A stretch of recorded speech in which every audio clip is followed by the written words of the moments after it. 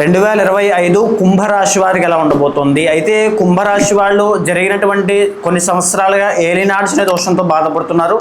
అందులో భాగంగా ఈ 2025 మార్చి 30 దాకా జన్మశని నడుస్తోంది. జన్మశ్చ దేహ కష్టము అంటారు. మార్చి 30 దాకా ఆరోగ్యం విషయంలో మీరు చాలా జాగ్రత్తగా ఉండాలి.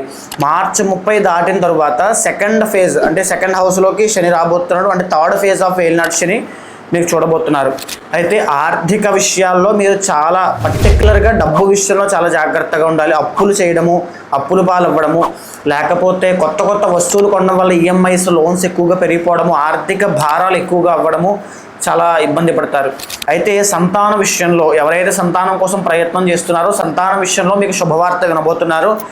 తరువాత డబ్బు సంపాదించాలి, ఎదగాలి అనేటువంటి కోరిక, తాపత్రయము, ఆ క్యూరియాసిటీ లేకపోతే ఆ ఆర్ద్రత మీకు పెరగబోతోంది. పంచమ స్థానంలో గురుడు వచ్చిన తర్వాత మీ బిహేవియర్లో చాలా మార్పులు వస్తాయి.